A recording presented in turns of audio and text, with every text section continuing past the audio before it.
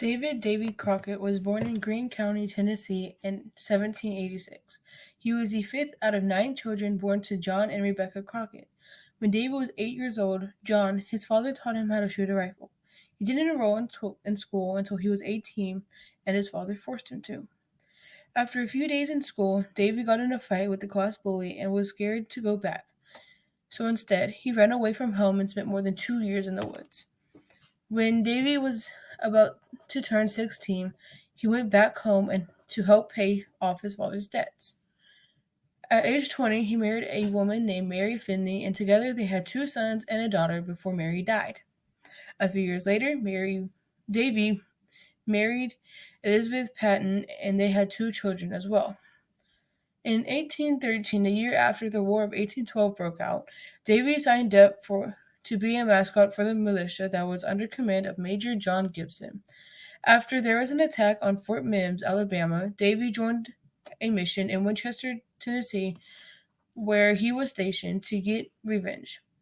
In November 1813, the militia massacred the Indians' town called Tallahatchie, Alabama. When Davy's enlistment period was up, he enlisted as a third sergeant under the command of Captain John Cowan. In 1850, Davy was discharged as a fourth sergeant, and this time he went home. When he returned home, he became a member of the Tennessee State House of Representatives from the years 1821 to 1823. 2 years later, in 1825, Crockett ran for the 19th United States Congress but sadly lost. In 1826, Crockett earned a seat in the United States House of Representatives appointed by Andrew Jackson. In March of 1829, Crockett changed his political view from pro-Jacksonian to anti-Jacksonian.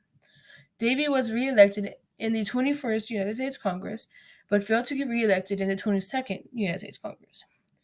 In 1833, though he was elected again for the 23rd U.S. Congress.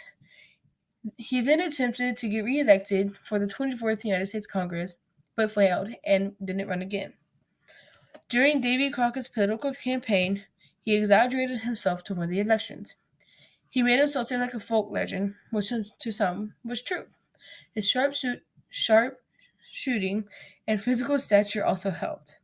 This strategy was very effective because in 1833 he was re-elected for the United States Congress. After Davy lost his last campaign to get a seat in the United States Congress, he grew tired of politics and decided to join the Texas Revolution. At the Battle of the Alamo in San Antonio, Texas, he was tragically murdered on March 6, 1836.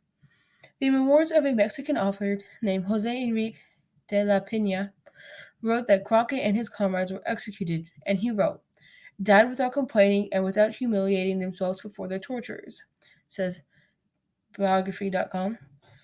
As the years went on, though, especially after the memoirs were released in 1955, more and more questions were raised about how Davy Crockett really died. Some historians say that he was not executed, therefore the way Davy Crockett died is still debatable.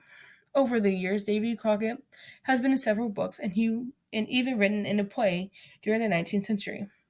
In the 1950s, Walt Disney TV series Disneyland Fez Parker appeared as Davy Crockett in multiple episodes. In fact, in the film The Alamo, made in the 1960s, Davy Crockett's character got more screen time than John Wayne's character did.